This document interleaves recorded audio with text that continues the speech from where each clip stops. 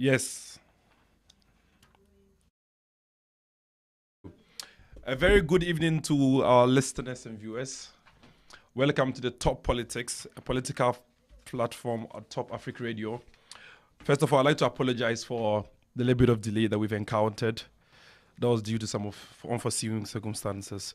But we are here, and we are bringing you Top Politics every Friday from 8 to 10. Once again, I apologize for the delay in deliverance and the beginning of the show. Now, I'm going to be alone in the studios today for now, but we have a very beautiful lady that will be joining us very soon for us to discuss matters of not just national interests, but as individual interests as well. Our topics today are to deal with, like, we're going to discuss or have a very vivid discussion about taxes in Ghana. We're also going to have or touch a few relevant issues that we, the people in the diaspora, are facing. We also have a little bit of discussion about the new force, a new political party that's emerged in the coast of Ghana. So once again, you are welcome to our show this evening, Top Politics. We once again apologize for the delay, and let's kick it going. Let's move on. All right. So, like I earlier mentioned, we are here to discuss today, purposely, mainly, about the introduction of a few taxes to the Ghanaian people. These taxes include an increment in value-added tax for electricity consumers in Ghana. Oh, our beautiful ladies in the studio with us now. So I would like to say a very big welcome to you. Can you please introduce yourself to our viewers, please? Good evening, lovely people. My name is Dr. Adam Tamaklo. I'm a medical consultant and also the managing director of Radio TopAfric, and I greet you all. Nice to be in the studio. Well, nice to have you too, Dr. Tamaklo, if I can call you that. Just call me Dr. Amma. Dr. Amma, okay, that's very short and precise. Once again, you're welcome to the studios. And this is actually a political show. Top Politics is the name. But we would like to have a few discussions about the Ghanaians in the diaspora, the challenges that we in the diaspora are facing. These are things we're going to cover today. But first of all, I just wanted us to, because we already told our viewers what we're going to discuss today. And these included taxes that were introduced in Ghana. So very quickly, I would like to touch on a few things before I have this very special discussion with Dr. Amma. All right, okay. So the Foreign Ministry, the Finance Ministry and the Foreign Ministry together in Ghana have introduced a new tax. Yes, they've introduced a new tax for electricity consumers.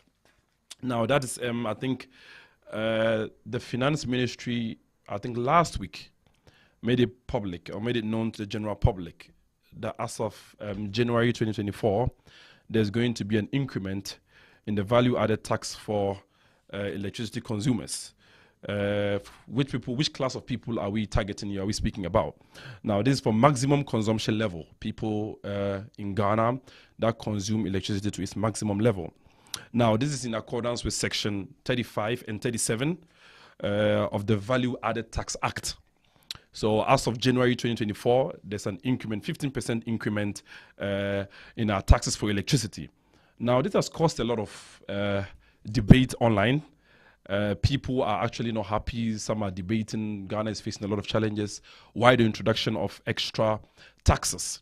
Now, I need to make it aware. I need to make it public or publicly known. I need to explain to the general public why there was a need for the introduction of these taxes. Now, we all know Ghana currently is at the mercy of the IMF, the International Monetary Fund.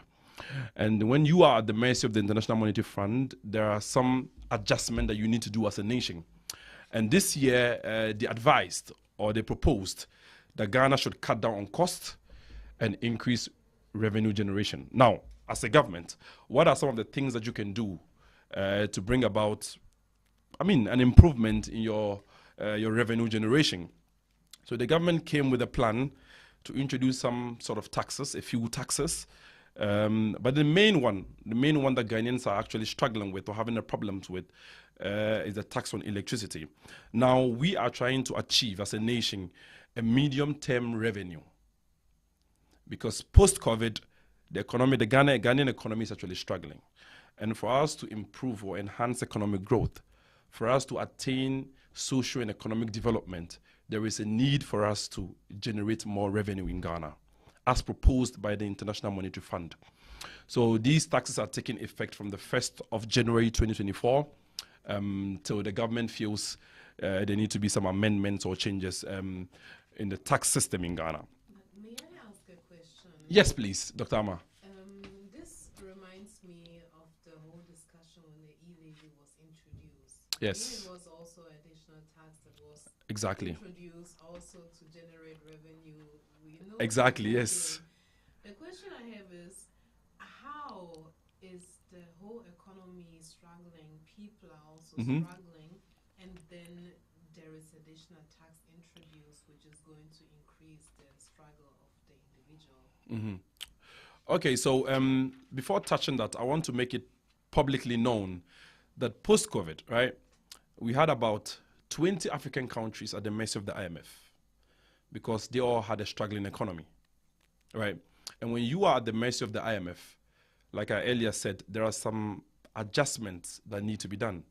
So this includes cutting down the cost of governance and generating more revenue. That means if your economy is struggling, you do not just expect the IMF to come on board with a certain amount of money, $3 billion, $4 billion, and just push into your economy for it to revive again. They tell you no. They actually go through what you have on paper. How much is government spending each year? What sectors of government, what institutions are the highest in consumption? After they did their due diligence, in terms of Ghana, let's consider Ghana in this picture. They realized Ghana is outspending its earnings. You know, Ghana spends more than it earns. Because the cost of governance in Ghana is unprecedented, if I can use that word. It's blown out of proportion, and subsequent governments have struggled with it. And if we do not collectively find a solution to this particular problem, it will be a problem that would go on for generations. So the IMF are saying, okay, I've gone through your policy structure. I do not like this. I do not like that. But actually, Ghana is one of the few, Ghana is one of the most countries, number one, I think the number is 5th when it comes to the lowest taxes in West Africa. Ghanaians pay the least of taxes. So the IMF are looking at what sector of the Ghanaian economy can we adjust to meet this revenue target. So that's why they're saying, we cannot, you guys are struggling. Ghanaians enjoyed free food, free electricity, no work, there was food, there was revenue. People were not working, but they still got paid during the COVID period. You get me? So government was actually pushing money into sustaining Ghanaians during these difficult times when Ghanaians couldn't work. And then now the economy is in shambles, and there is a way that we need to collectively suffer to get the economy back on track. So that is why the introduction of these new taxes are very important. Other different sectors that is going to more tackle, like the rich people, the ones that are already high earning, because electricity tax is really going to affect everyone, even the poorest. Exactly. The thing is, the government has tried to bring in policies that tackle the rich people. You know, there was this tax that was introduced, I think 2 years ago, I think a year ago actually, for luxury vehicles. So if you had a luxury vehicle, you double pay the tax and your clearance fee and all that. We tackled them for some time, and then we had a little bit of subsidy, and then we're like, okay, we can just move away from that. So this is not an increment in tax that is going to stay forever. It is a 15%. To the Ghanaian economy, it's revived again, 15% increment. It's actually crazy, but that's what happens when you're at the mercy of the IMF. They dictate, they advise, and you have to think. And, you know, they told us the easiest way for us to actually be stable again, to have a very affluent socio-economic development, or a country that is capable of taking care of its affairs, we needed to do away with the free SHS, because most of government's revenue is pushed into this particular sector. You get me? But, you know, our president is so keen on education. He's so keen on making sure that every single Ghanaian has access to quality education. So they made it clear to the IMF, International Monetary Fund, that the free SHS was a no-go area, right? So the policy still, the policy maintains, they maintain the policy, but they look for stuff around the policy to improve on. Where government, you see, the IMF asks you to generate 20% more tax than you've generated in your previous year. You need to sit there and do a lot of thinking. And that is what is actually happening right now. If you look at our GDP, I mean, tax to GDP ratio in Ghana, we're about 17%. Projected figures 5 years ago was supposed to be about 20%. 17, that means we're about 3% still below the intended figures. So the introduction of taxes, no one is actually happy when taxes are being increased or being introduced. But the basics for development is the taxes that you get from the people. Yeah. The sad thing is, if you look at Ghana as a country, we have only about 11% of the population paying taxes. That's very sad. From the working population, just 11%. That means 11% of the population, the Ghanaian people, are carrying the burden of the entire nation. That is not enough. That is why the introduction of taxes are something that every subsequent government has done, and previous or coming government will also do the same thing. People. So what were the measurements that they wanted to introduce for the rich people? Because I still don't understand why we need a tax that is really going to affect. Exactly. You see, if you look at the Ghanaian economy, people we can debate about it. It's actually very difficult to identify rich people, because most of the thing is the size of the cars. That's why that is why the government introduced the special tax for luxury vehicles, which served its purpose. And at the end of the day, it actually did great. It generated the government a few revenue. So one sector of the Ghanaian economy that can actually bring about a lot of revenue is the port. We've done so much increment in tariffs at the port that it has gone to the point where any little increment again there will just outblow everything. So that is not a sector that the government can comfortably go in anymore. So it is now time for us to look at, because if you have a population of about 80% of the population are not paying taxes, the only way to actually get revenue from them is to impose taxes that affect everybody inclusively. That is the thing. I mean, electricity is something that everyone needs. Exactly. It's the easiest solution. It's easy yes. to tackle. I remember when I'm in Ghana and I don't pay my electricity up front, I will not like yes, that's true. You don't have to register and you still have light. And but I still don't understand why it's not possible to have like the income taxes. Do people have to register? No, now income taxes are being taken directly from workers. But the thing is, these are mostly white-collar jobs. These are mostly people that work for government or occupy public offices. Yes. It's easy for you to actually tax these people. Yeah. But we have the majority of Ghanaians being traders, business people, people that are actually organizing their own businesses and taking care of their families. So it's actually hard to go down there. Although the Ghana Revenue Authority is trying its best, it's going to these people. The Ghana Revenue Authority has set up committees, people that actually go out there to these people, traders, kayayis, shop owners, to tax them. But it's still not enough. And if you look at the nature of our system, it's very difficult for you to show a high level of accountability when it comes to revenue keeping and economic sustainability. Now, one thing that bothers me personally when it comes to Ghana is these revenues are generated, taxes are being taken from people, but they do not get to the right destination. And the reason for that is that the Ghanaian economy is not digitalized enough. So this is one of the positives about this government that I personally am really proud and happy about.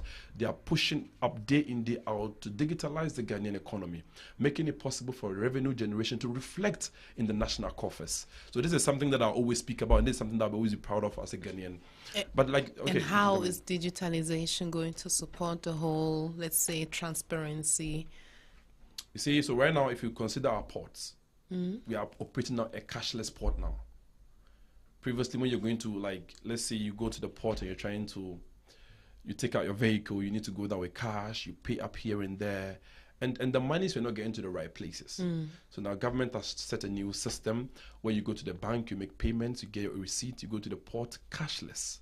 So directly, an account has been set for very particular uptailing or departments at the port, and everyone that requires a service from this port can pay directly to this individual department. So obviously, we have the accountant general department can sit down and control the amount of money that is coming to this particular department. So we don't need long talks about accountability. It's visible for every Ghanaian to see. That is why we are able to state categorically that this year we've been able to make, let's say, 2 billion Ghana cedis from ports revenues. You understand? Previous years we're making this, after the introduction of this particular policy, revenue generation from the port increased by about 300%. So this should tell you that before then, before this whole thing. That means revenues were obviously generated, but they were not going into the right directions. So if this policy has been able to increase our revenue collection to about 300%, then it's obviously something that I should be able to speak about. So what is this money going to be used for? This You additional know, the money? Ghanaian economy is so diverse. You know, we have various aspects or parts of the economy. You know, agriculture. Now let's speak about agriculture, because I'm very, very interested in that. Me Our too. farmers are really struggling. Did you Our listen to my farmers- interview last week? No, sadly I didn't. Oh. but the thing is, our farmers are really struggling, right? And the reason why they're struggling is because the cost of fertilizer has tripled in the past few months, I would say. Now, our farmers are struggling actually to purchase these fertilizers to grow crops in economic quantities. Now, one thing that has always affected our farmers is post-harvest losses. Government brought in this policy where he was trying to provide secure places for crops. I mean, large crops in large quantities. You understand? So after they harvest their crops, there should be a place where they can store them without infections of yeast and whatever it is. You can understand. But we are still having a setback due to economic imbalance right now, because we're expecting to build about 200 those kind of warehouses for these rural areas where farming is actually very high. But they've still not been able to attain this level of achievement because of the economic distress we find ourselves currently in. So these money is generated. I mean, like, we need to make this aware. Government spends almost 90% of its revenue generation in paying salaries 90, and maintenance. 90. 90% in maintenance and salary payments.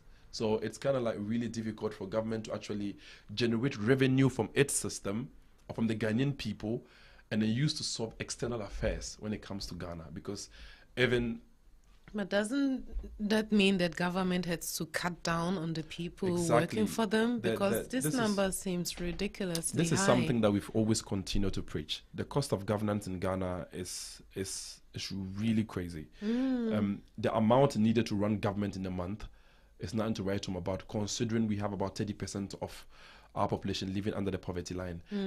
Something has to be done immediately. We need to speak out. Yes. We the youth need to always be vigilant.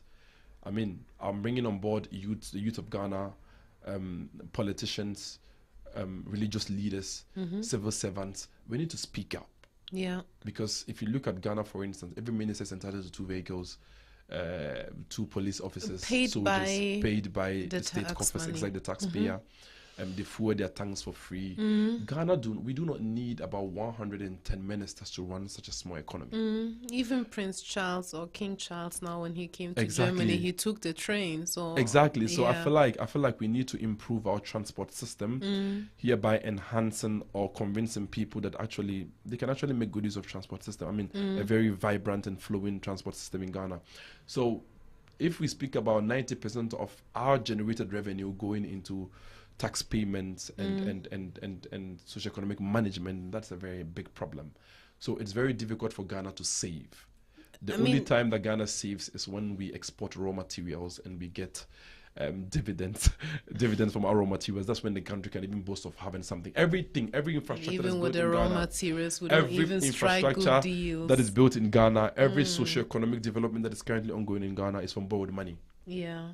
So that's how difficult Can we it is. cut down the cost of governments by 40%? Like really cut, maybe even 50%, and the governments would be still running? Because how come we need so many people? I think 40% will be a bit outrageous, a bit too much. I'm You looking think at so? the 25, 20%, because these are people that have been in the positions. Like next year, like we are going to have an election. I mean, this year actually, This December. year, yes. So imagine the new crop of people. Let's say there's a shift in government. Let's say the NDC come into power. Now, this is a party that's been in opposition for 8 years, right? Has its loyal members. You understand how politics works in Ghana. It's about showing loyalty, and the party repays your loyalty when they're in power. So there are a lot of people sitting down and waiting extensively for political appointment and to occupy public office. So we're going to have a very huge problem. We're going to have a very huge problem in cutting down the cost of governance in Ghana. I would suggest a strategy to be taken That's what, if you actually listened to us last week, we spoke about the amendments of our constitution. These are things that we should inculcate in our constitution. These are things that the constitution should direct. The basics for development, the basics for governance in every country is constitution. And Ghana has been under constitutional rule for over 30 years now. If there's a need for amendment, it should be now. The cost of governance should be cut down drastically with immediate effect. 25-30% should be okay.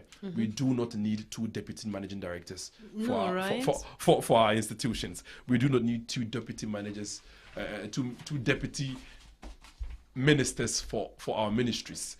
This just always continue to like heat up the cost of governance, and at the end of the day, it's the ordinary Ghanaian that suffers.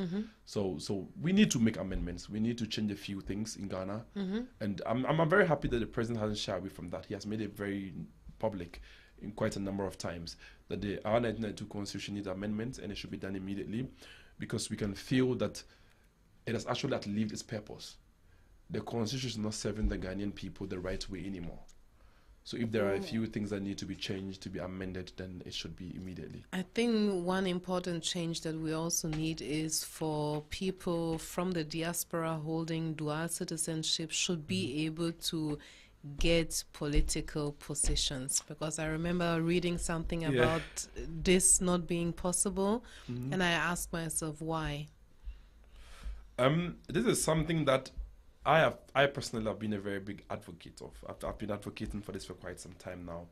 I feel like Ghana should practice more all-inclusive governance. Right. You know, every well-meaning Ghanaian across the length and breadth of globe that this world should be able to be invited on board. Very competent people. You know, to build a nation is based on ideas.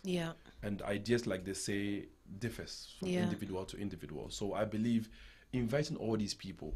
We have people in the diaspora that have attained educational success. They are very stable financially. They have the ideas, they have the know-how, the technical know-how. They've stayed in very booming economies like Germany for over 20 plus years. They have learned quite a lot. If you bring these kind of people on board to sit down and have discussions on how to run the Ghanaian economy, I think we'll make a very significant progress. But even someone who has not been born in Ghana, but who knows about the situation in Ghana, but comes with like an European or more westernized mindset could be an asset. I don't think you need to be born in Ghana in order to have like the dual citizenship, but we need diversity in order to push the change that we want. Definitely.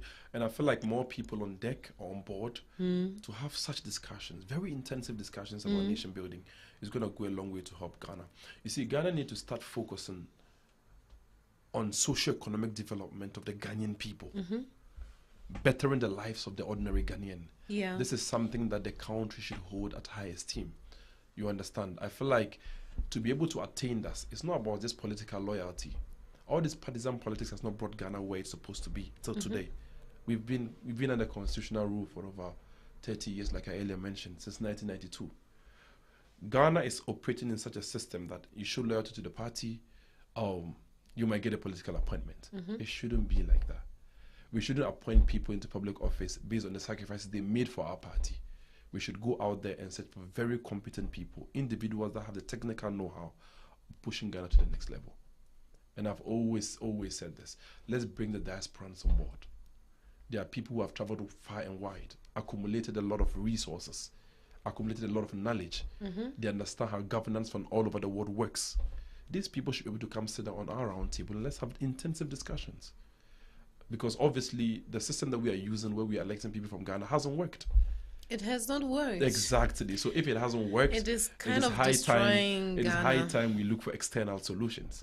And I really like this point. So promoting dual citizenship in Ghana, I mean, we are still struggling with that. So if you want to... But I thought in Ghana itself, dual citizenship is allowed for those countries that allow it. So some people can go and obtain it. But it is like when I come to Germany, it is, for example, not allowed in Germany. So this is why for Germans, they cannot go and get the dual citizenship in Ghana. So one thing is, if you want to occupy public office in Ghana, you need to be a Ghanaian passport holder. Now it's actually even difficult for it to be dual citizenship and then be an MP or a minister in Ghana, because the laws are a bit difficult, they're a bit different, and the constitution was not clear on issues relating to dual citizenships. So when we speak about amendments, these are some of the things we're talking about. The constitution should be able to be direct, speak to the ordinary Ghanaian. Every single Ghanaian should be able to read the Ghanaian constitution and understand what it intakes, or like what is in there, what are we supposed to do, what are our do's, what are our don'ts. People should be able to understand the core meaning of our constitution. And the constitution needs amendments because there are so many things that are not clear. So many things are not well put out there for people, the ordinary Ghanaian, to understand. So like this matter of dual citizenship should be clear in our constitution, and we should be able to open our doors for diasporans to come and help in nation building and bring their experiences, bring everything they've accumulated over the years being outside, to better the lives of ordinary Ghanaian. I believe Ghana, for the Ghanaian economy to flourish, we need to focus on energy. Yeah, and Energy, agriculture. exactly. Energy will promote. Focusing on the energy sector would be able to promote industrialization in Ghana, and industrialization will also go away. Like if you look at the Ghanaian economy, for instance, right?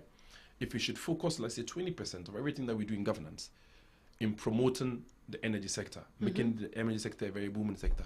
Yeah. The energy sector, like I earlier said, will promote industrialization. Industrialization would also be able to create jobs for the ordinary Ghanaian. Now, job creation for the ordinary Ghanaian means a greater economy, economic balance. And when we attain economic balance, we attain economic stability. Yeah. And that is what every country is hoping or fighting to attain. I'm sorry. You can excuse yourself for a minute. So we're going to continue our discussion. Dr. Amma is actually taking a very short break. She'll be right back. Exactly. So we continue to speak about Ghana because it's our country. Ghana is our country that we can't do anything. We can't do anything without. So it's high time we invest our time. It's high time we focus. It's high time we sit down together on the round table and look about some of the things that are affecting the Ghanaian economy. What are the things that we are doing as Ghanaians that is hindering socio-economic development? What is it exactly that we are doing as a people that is not promoting Ghana enough? We've been under constitutional rule, like I said, for over 30 years now. Where we started and where we are today, it doesn't just say a lot about our achievements. We as a Ghanaian people, we are concerned. We the youth are concerned. We the youth are beginning to voice out our frustrations. We the youth are beginning to march out to the government. We are demanding accountability in every aspect of the Ghanaian economy. Yes, we are making it public. We are making it known that we are frustrated. We've had enough. And we demand that government should organize. Government should find new policies to steer the affairs of this country in a better direction. We are living in Ghana. We feel that, okay, after the COVID, there's been a lot of economies that are actually having difficulties. That's just Ghana. We have the UK, Germany, all over. The living conditions, I mean, it's all over the place. You understand? So we are not saying Ghana is the only one in this predicament. But as other countries are pushing in or putting in all the efforts, everything that they can to attain economic stability once again post-COVID, I think Ghana should also be doing the same. Ghana should be able to restructure. Like there should be a new structure in place, a new strategy to promote the lives of ordinary Ghanaians. I feel like you go to Ghana, I was in Ghana in September, it's actually really sad. It's time we put in the right measures in place. I know, right? It is time we sit down. When I go to Ghana, the first 2-3 days, what I do is I just drive with a trotro. Okay. Because I want to listen. Because I think actually this is something our politicians should do to understand the common people's struggle. Of course, I can use the car, but when you're sitting in a bus where there is no air conditioning and you really have like those mom with the 3 kids and the women with their market stuff, you hear stuff and that's true. The struggle is real. It's evident. If you're on the streets of Ghana, you feel the pain of the ordinary Ghanaian. Prices of goods and services have skyrocketed in the last years, and our currency our local currency was in shambles. But I mean, largely it's been halted. It's been around the 13 Ghana cedis. I mean, to the dollar. It's been around the $13 figure. It's a 13 Ghana cedis figure for quite some time, almost a year now, I think. It's still too much. It's still too much, but there's stability, because if you look at the beginning of 2023 and the end of 2022, the cedi against the dollar was nothing to write home about. Yeah. One could just see the steady increment. You get me? So we moved from 8 cedis per dollar to about 15 cedis per dollar within the space of 2 months. That's how severe it was. I was So observing it. It I'm was really sad. glad that we've been able to halt that practice or that trend, and that we're able to attain local currency stability in the last few months. Yeah. So the difficulties that we are facing. I mean, as a Ghanaian it's a global exactly, effect, it's a right? global effect, and like I say, I always say to the Ghanaian people, it's not just people in Ghana that are facing these difficulties. You get me? It's all over. We are in Germany here. The cost of living has skyrocketed as well. It's really crazy. The things here. you could buy with 50 euros compared to what you can buy with 50 euros, there's a huge difference. So Exactly. everything is more expensive. You don't get the same things with the amount that you have now. The value of money has gone down, and That's it's a true. global effect. So That's true. nothing we can do about it. But still, we are in a place where we don't actually have to struggle for food. We don't have to struggle for electricity or everything. But you just said 30% of the Ghanaians live under The poverty line. the poverty line. Yeah. 30%. It's crazy. It's a huge number. A huge number. So we should be working day in, day out. We should be working tirelessly to reduce these figures. But so far, but if you look at actually the Ghanaian economy before COVID, right, and compare it to how the economy is faring after COVID or post-COVID, you could see that there's a huge difference. You Yeah. can see there's a huge difference. So once again, to our listeners and viewers, the Eagle himself is now in the studios. He'll be joining us very soon. interesting. Yes, the Eagle himself will be joining us very shortly in the studios, where we'll continue to deliberate and touch on issues of national interest, issues affecting Ghanaians, and the struggles that we face as ordinary Ghanaians. Okay, so we'll now go for a very short break, and after that, we'll introduce the Eagle. He will take back his seat, and then we'll continue to dive into matters. See you guys very soon.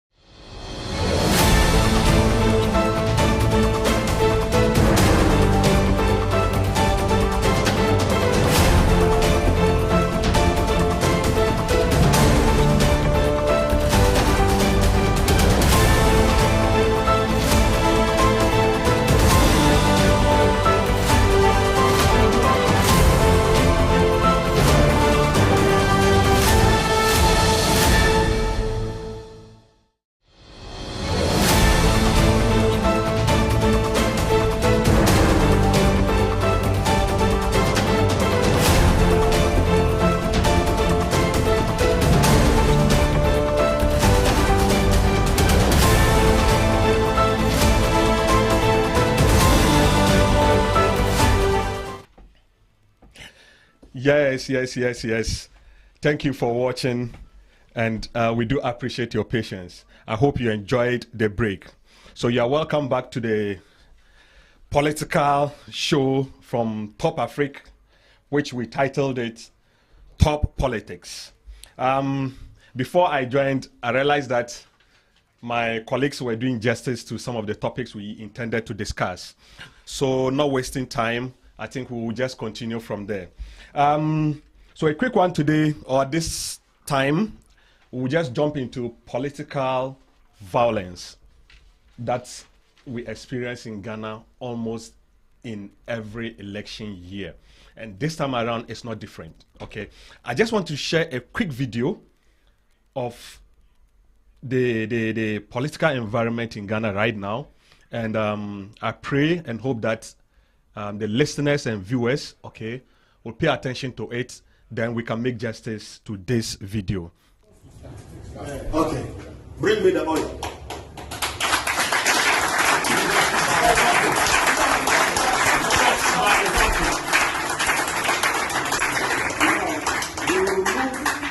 Your shoe.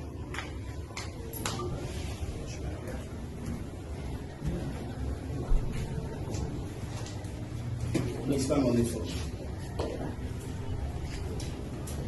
Say by this sword. By this sword, I vow. I vow But if I compromise that if I compromise and sold my party out and sell my party out for money for this coming election, this coming election, may I die, may I die, and my firstborn, and my firstborn also die, also die. in my place. In my place. So help me God. So help me God.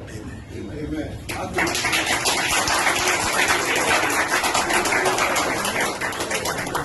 Say, as I held this sword, As I heard this sword, if I compromise if I compromise and sell my party out and sell my party out in an exchange of money in exchange of money on this coming election, in this coming election, may I die, may I die, and my firstborn and my firstborn die in my place. die in my place. So help me God. So help me God.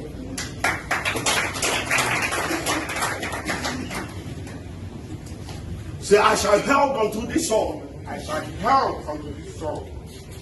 I make a vow. I make a vow But if I sell my party out that if I sell my party out in an exchange of money, in an exchange of money on anything,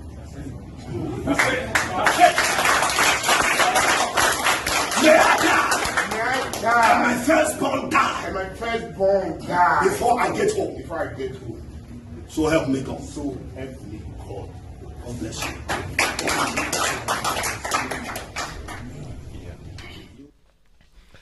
Yes, viewers, you are welcome back. As you have seen and watched this video, in fact, some of these videos are very, very bad for our political environment. Being it an alleged video or dotted or a propaganda-oriented video, but from the words we have heard and the posturing of these individuals who intend to lead the country Ghana, or who are leaders of the country Ghana, I think that it's not appropriate enough. But in my absence, I had Dr. Ama Tamaklo and also Wadud, who were making justice to some of these topics. So I'll quickly jump to Wadud, since I know him to be a political animal, a student at the same time, on his views of such unspeakable videos or attitude or actions about his and his colleague, the politicians. Wadud? Sita, you're asking the question actually, right? Anyway, so I'd like to tackle this particular video that we just watched. Why do people like doing something? Right, it's not, you see, this is something that we continue to frown upon. We've had several discussions about political instability when it comes to rallies, exactly. I mean, to be very precise. Now, this is a video that actually demonstrates where we are as a country under constitutional rule for over 30 years. We still have a lot to do as a nation. And this particular video actually broke my heart, watching what actually happened. Why not? It has to. That means they're actually preparing themselves to get involved in some sort of violence. We had reports that the National Women's Northern Regional Treasurer, Women's Treasurer or something, She was assaulted, and the chairman of the party was swiftly taken or evacuated from the hall. Yeah, because you see, we have to be very clear on some of the things that we engage ourselves in. Politics should be about ideas. It should be about nation building. There is no need for one to pick up a sword, go bully someone, fight, physically assault someone. On what basics? This is something that we fought for since independence. Since Ghana came into constitutional rule, we've been promoting free and fair elections, both at the national level and partisan level. This is something that we as a people should continue to speak about and frown upon. It is very sad that the media houses in Ghana are not promoting or reporting on this particular issue well enough. I believe every Ghanaian should be able to know what has happened. And our political leaders, our religious leaders should be able to come out and speak about this particular issue. Let's let the kids understand that this is something that we as a Ghanaian people, we frown upon actions like this. Yeah. These are things that we should be able to condemn live on national television for Ghanaians to know that these issues should not be tolerated. The Electoral Commission should be able to punish parties indulged or engaging in stuff like this. Let's make our intentions clear to the ordinary Ghanaian. Let's let these things be taken out of our politics. Partisan politics in Ghana is a joke. The fact that you are involved or you are affiliated to a political party doesn't give you the right to do whatever pleases. You sit down on a round table and have discussions on how to better or attain power or improve your party, the conditions of your party. Where does the violence come in? If you guys call yourself honorable members, these are people that hold national positions in this particular party. So if there is some sort of misunderstanding or disagreement, you sit down and have dialogues. We are in 2024. This is how disputes are being resolved. You sit down and have intensive discussions on how to resolve issues or resolve matters. There is no point in taking arms, being assaulted, being violent to one another. The Electoral Commission should be able to punish, to serve as a deterrent to others, other political parties. Yeah, but the Electoral Commission doesn't have that prosecution or that authority exactly. See, to punish. that is why we had this particular discussion last week about our constitution. Yes. We need to be able to infuse these kind of acts into our constitutions. There should be sections for these kind of acts. The question is always when you It's have very a section disturbing. like this, is Yeah, it so even Amma, going to be yeah. executed? Having a law itself is not going to do anything if you don't execute it. For me, what I don't understand is I think every time Ghana is going through political elections, it's like war. I don't understand it. Has it something to do with because people confuse politics with tribalism? I don't know how it is connected. Exactly. We do. Yeah, But so it what really happens feels actually? like it's war. Yeah, Amma, so what happens in Ghana is that politics seems to be everything of their lives, okay? Things that somebody's supposed to do as an individual, he's waiting on the politician Exactly. to come do it for him. Exactly. Okay, things that are not related to politics, the Ghanaian relates it to politics. Sometimes you have to be a nationalistic person or a patriotic person, okay, than to be a partisan political animal. You understand? But Ghanaians don't try, or like they find it very difficult to differentiate the two. Anything you say or do, they associate it to politics. Yes. Okay. What is your experience about politics and how elections are held outside Ghana or like in Germany? I So mean, let's compare it and see. Yeah. we are also in election year this year, and you don't even feel it. I know that in a few weeks I'm going to get a letter, and then they are going to ask me to come and vote. I'm going to look through it. Which party am I going to vote for? I go, I vote, that's it. Because usually politics does not affect our lives. We know we are going to vote for the party that is going to represent us. We have at least 6 different parties. Yep. But it seems like in Ghana there are only Exactly. 2 parties, so it's like No, we have more than death 2 or life. parties. We You have have more than 2. more than two, actually. You have more than two. It feels like there are only 2. Yeah. Because they are the way majority. Yes, Yeah, yes. yeah. So it's somehow really strange. Politics does not affect our lives. You don't even. see, How would you feel feel, it. okay, if let's say the CSU, right? Okay, the whole a meeting, yeah, CDU, you know. the whole a meeting, okay, and you see these politicians go swearing to the extent of what sacrificing their firstborn sons just to win power. This is not possible. And do you even think that the citizens will consider You them see, to vote for them? They would send them to crazy asylums. They would send them to. You see, every political No, party, seriously, they if would you tell them they are consider, sick. if you consider every political Yeah. party, of course we have our differences. The MPP currently, I mean, last year we held our flag bearership elections. There were a lot of hula baloo, there was insult and everything. I mean, let's But understand. you guys also, okay, Yeah. when you're holding your primaries or internal elections, okay, there was also an alleged case up north again. You see, that's why. Is it the North is in agent- general more violent? No, that's a stereotype. I No, would it's not say true. yes. I would agree to that. No, I would say I would yes. agree to that I would because, say yes because- election misconduct has been reported throughout Ghana, not just the northern part of Ghana. Agree. But you No, know I what? can't. It's difficult But for me you to know agree what? on that. Okay. You know what? Okay, they are the people that are being used mostly by the politicians for some of these uncalled for or deviant actions. Okay, because most of them or most of the youth have little to do, no jobs, little education. Okay, so anything that this politician brings on board, they hook up to it, Yeah. and they believe that that is the only way to survive. So Is obviously it they'll because be it's used. giving them hope, or what is it exactly I don't that know. they're getting out of I think it? it's about attaining favor. You know, Exactly. every Ghanaian wish. Okay, I mean, considering this particular violence, I believe personally, it shows that there's a deep-seated division in the National Democratic Congress, the NDC party. Because for the chairman, treasurer, vice chairman to engage in this particular act of violence, then that means there are things that they do not agree with. And bear in mind, the presence of the chairman of the party was in attendance. He had to be evacuated. That means it's a national issue that they are having as a party. Now, what we have to do is, like he said, Northerners are the ones who always engage or indulge themselves in this kind of act. I do not want to agree, but he has a point.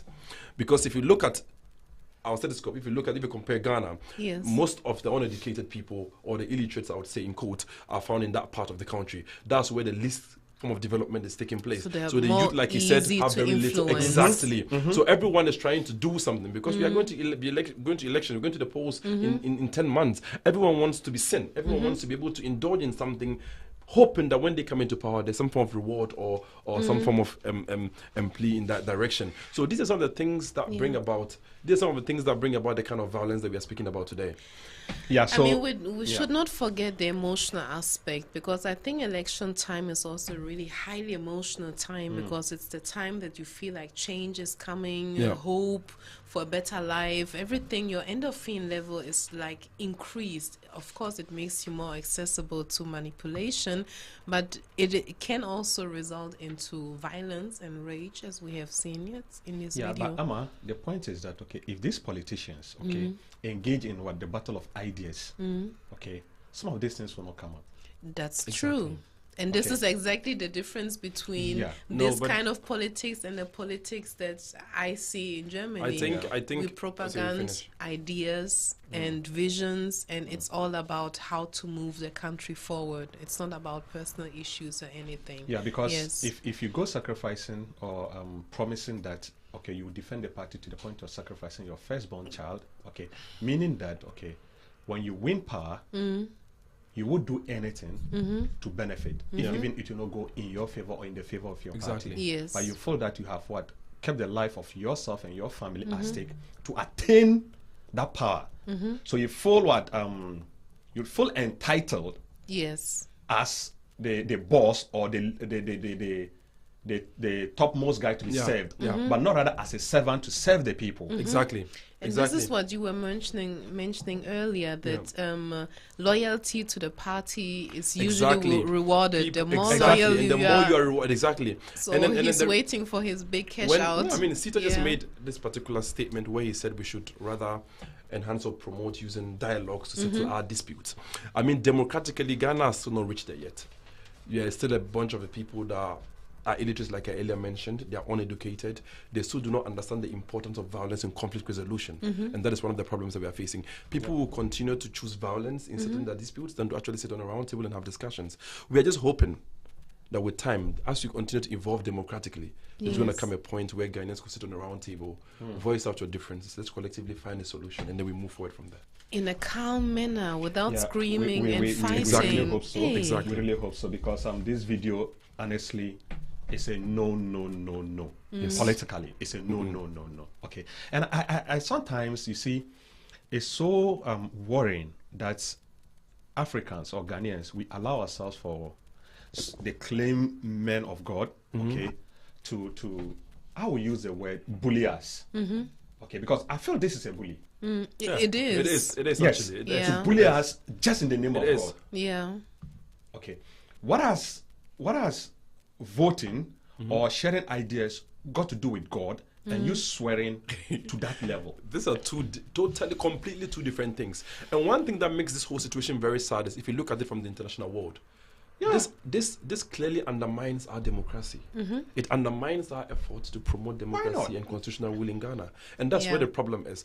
Probably on grounds, politicians feel, okay, our voices have been heard. Our people are ready to do or die for us to come into power. But if you look at the effects on the global stage, this is something that every Ghanaian should be sad about. Yeah. And we should continue to voice out our frustration for stuff like this Yeah. happening broad daylight in Ghana. Yeah, so NDC, for these actions, I say it's a no, no, no. Okay, It's a big we no. need to move beyond some of this. I don't know the appropriate word to use for it, but This violence act. yeah, it's something else, you know. Please it's share something- the cannot video with promote me. that. I'm going to send it to Yeah, my the video head. is all over social media, Dr. Amas. It's all over. You see, do and, not accept and like this. you were just saying, this shows the clear difference between politics in Africa or politics in Ghana Yes. and that in Germany. Okay, look, yes, very soon from next week. All right, Yeah. we should be seeing posters by the streets. Okay, but you see, they don't paste them on the wall. All right, they clip them. Yeah. Immediately after the elections, They take them off. those posters are taken off. You don't even feel it. No. But in Ghana, it's the other way around. Okay, and still, we expect Ghana to grow or to develop as Germany is. Yes, still, if you want to educate some people that, look, Ghana hasn't gotten there yet. We are growing. So some of the things they expect government, even this certain government to do now, it cannot be achieved by a twinkle of an eye or by, like in eyes. It takes time. Yeah. Okay, let me applaud the vice president currently for his initiative of trying to take Ghanaians into the digital world. Okay, trying to take us along. Where I think I wrote an article about him saying that, okay, his vision is the dream Ghanaians abroad or Ghanaians in the diaspora are living. Yeah. Let me give you an example. Okay, Ghana card, okay, the identity card. In Germany, as we sit here, okay, whether you are a resident or not, you are a citizen or not, you have a form of identification. Exactly. Yes, That you is do. linked to your national ID number, Social security Yeah. number. which is your social security number. Yes. Okay. If you are going to do anything in this country, it is linked to that, Automatically. isn't it? Yeah. Yes. This man is bringing this idea to Ghana, and people don't understand. They don't appreciate it. That is one. Number two, let's look at something. Okay, what do we call incasso in Germany, or we say Schufa? It's I mean, yeah, it's these are credit credit, scoring. Yes. credit scoring, exactly. Yeah. Credit scoring. Where you are able to actually attain a document, Exactly. and then that indicates your credit score, how good you've been when it This comes to man credits. is and- trying exactly. to implement that in the country so that risks of getting low from banks, okay, is lower because people don't understand this. Ama and Wadod, when you go into the financial world, all right, if you go for a loan, the interest put on the loan is based on the level of risk the financial institution It's ready to take. It's ready, It's ready to take. Yeah. Yes. So if they say it that if AMA comes, take this loan, how to get AMA will be very difficult. So they'll increase the interest rate. Yes. But if they know that AMA is located here, the risk is low. This is exactly what Shufa is doing. It's doing exactly. That's Yeah. exactly the So same. you message can as go the to, one. you can go to Yeah. Haspa or Deutsche Bank today and tomorrow, secure a loan. Yeah. Because they know your address. Okay.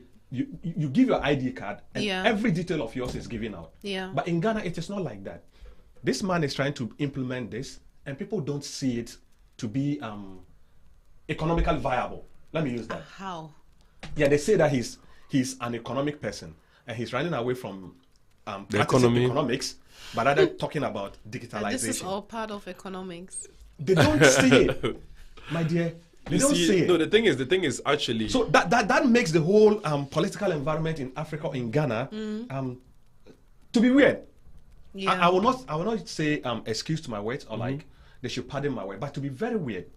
Okay, if they say somebody is a visionary leader, okay, look at what the person is implementing today that will benefit you and also the next generation. Exactly. Yes. But going to swear with your firstborn children,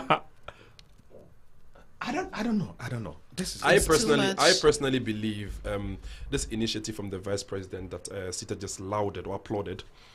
Ghanaians in Ghana, Ghanaians in the diaspora, really understand the effect of this policy.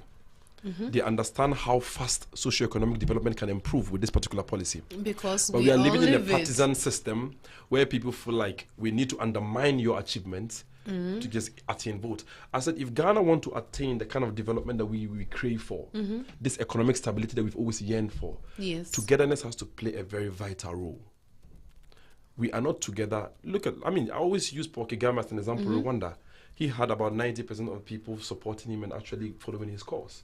So everyone collectively is ready to make sure that the government of the day succeeds. Yeah. But that's not the case in Ghana. We had an election where the president won by 51%. That means we're talking about 47, 48% of Ghanaians who did not agree that he should be in power. So that means what they do is exactly. So what they do is they have to sit back and continue to undermine government's achievements, continue to discriminate, continue to even good economic advanced policies that are being brought on board. You have to come on board and criticize it and make it feel like it is useless to the Ghanaian economy. Is there any way how we can Hindering national development. how we can leave this government achievement? Because I've been living in Germany for some decades now. We never talk about the achievements of the government. Exactly. It's always the achievement of Germany. When you build a high road, no one talks about if it's CDU, SPD, or whoever did it. The road is there, it's functioning fine. Whoever paid the money, actually it's our taxpayer money, so we paid for it. Every policy that is being The brought to the politicians Bundestag, are just governing the country. every for policy us. that has been brought Nothing less, before the nothing Bundestag more. Yes. is being debated live on television. Yes. People You from can both watch parties, it. whether you are SPD, CDU, they vote the particular Yeah. motion. And mostly what you see is, if the policy actually makes sense, everyone, German Bundestag, they vote, and the person, the government of the day is able to get about 80 to 90%. There is Right. no particular single policy in Ghana, even free SHS, that the opposition agreed to. How Free is this education possible? for the Ghanaian people were even opposed in Ghana. This shows that the division is clear for everyone to see. I think we have So to go as back long to as Ghana. the idea is not from you, Exactly. they It don't it take is not a good idea. That is Okay. it. Look at someone that's trying to digitalize our economy, move Ghana from taxation to production. Someone that sweats day in, day out to make sure that revenue generation in Ghana is on a different level. Like I earlier mentioned, he has digitalized the Ghanaian port, and Yeah. revenue jumped from 100 to 300% within a year. Yeah. It's too This is much. a visionary leader. But- But we have So- an opposition that will sit Yeah. on national television, continue to criticize the works of the government just to gain favor from the masses. This is Yeah. very, very sad, to be honest. Very, very sad. Anyway, so that is Ghana for you. You see, now that these two political parties in Ghana, you call them, but they are not the only political parties currently. Are you sure? It feels like it. Yeah. That's true. It feels What like it. what are the other parties? Yeah, so currently, those that have shown interest in contesting for this year's elections, we are counting about 4 or 5. with Okay. I think 6 already. 6 already, right? Okay, they've not come out to declare publicly, but then we know the usual mediocre like parties to. always jump on board. Yeah. We have 2 new faces, Okay. and then normally we have like 8 political parties in Ghana. So these 2. But one thing that makes this time, this election interesting or would be interesting is the fact that a lot of individuals are coming up with movements and independent ideas to go solo from the 2 parties we all know. Okay. So currently I know about 3 or 4 people Yeah. that are going solo here. I I've think heard I know of about this just 2 or one something. too, Exactly, yes. But what are exactly. the chances of those solo players? You see, they only have chances if they can act, okay, the way the 2 major political parties act. Okay, 1, by presenting very good and convincing policies. 2, okay, by making sure that they touch base. When I say touch base, by making sure that they have representation. The grassroots. Yes, at the grassroots from every constituency, yeah. district, polling station. If they can do that, Yeah. then they can make an impact. Okay.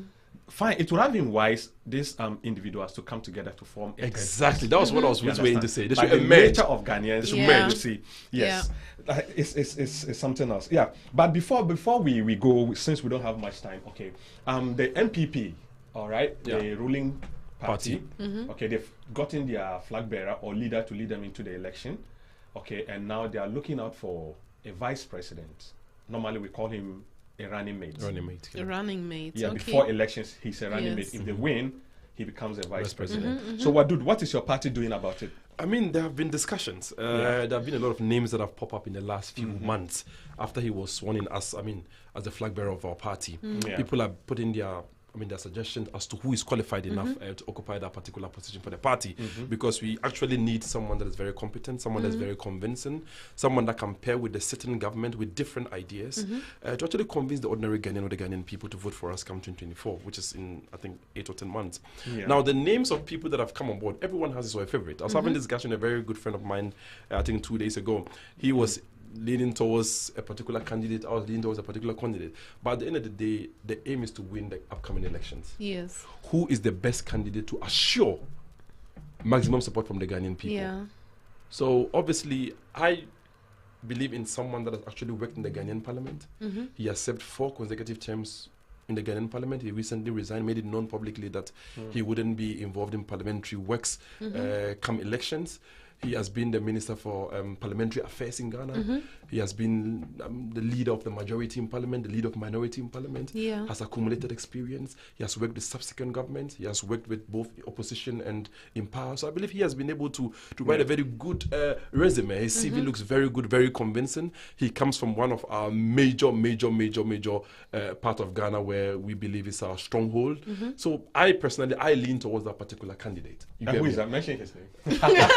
Let you stay neutral. No, I can clearly mention. I do not fear. Because you see, Dr. Amma, the point is that, okay, his party, okay, their stronghold is the Ashanti region. Okay, so they are Exactly. hoping to pick Yeah. a candidate from that place. Yeah. And currently, names of Honorable Napo is coming Napo up. is coming. Honorable Joe Gatti. Joe Gatti, Chimensa. Or say Chimensa. That's his Exactly. candidate, That's though. And many more. Okay. Yeah, but wish you all the best and hope that Thank you. yeah, yeah, Whatever you the will- party, but is I actually. also know that, okay, Yeah. you are bringing that Pentecostalism Methodist. Yes, the man in the This- castle. Yeah, guy. I've forgotten his name. Behind normal. Yes. Because they are trying He to says balance on a your religious. You see, that's Yeah. one bad thing about Africa and African politics. They are trying to play a religious politics here because their candidate is a Muslim, so they want to bring a staunch Christian Christian back to him. do. Oh, Yeah. So that they Okay. can balance the other, like, Yeah. the tables. Okay. But I believe we wish you well. as a Okay. party, But the we NDC, just- John yeah. Mahama, okay, is also yet Exactly, to elect or appoint his person. It's But I quite don't know whether he'll be difficult. going for the same woman. Professor Nana I J. believe because that is the particular running mate that he chose in the 2020 elections, Yeah. which they lost. I don't think there's anything, because if you consider the amount of votes that they accumulated in 2020 compared to 2016, there's been an increment. There's been a significant jump. Over 1 million plus votes was attained within the last 4 years. So I want to believe that she actually put in the work to be able to convince so many Ghanaians to be on their side, because the gap was very huge back then. We won the election in 2016 by 1.4 million people. Look. And Amma will be bringing for them because a lady will be a vice president. Exactly, so- feminism. Ladies will always fight Actually, for we them. need more women in those higher political So will you positions. recommend that? I'm not recommending like any particular party, but I recommend for them to push Give for a more woman. opportunity for women. Yes, Okay. because Ghanaian politics is really, really male dominated. Okay. Yeah. I mean, Yeah, we, it's we, because we, you guys shy away from it. exactly. Women that are into politics Because are you're too considered. violent. We women, we don't rule with violence. Yeah, so we you are have to- soft and she has a point. Anyway, Yes. anyway, we don't have When much I- time. We don't That's a have point. much time. We just When I have about remember some the few fight- two- the about fight that 2-3 was minutes going on our side on. right now.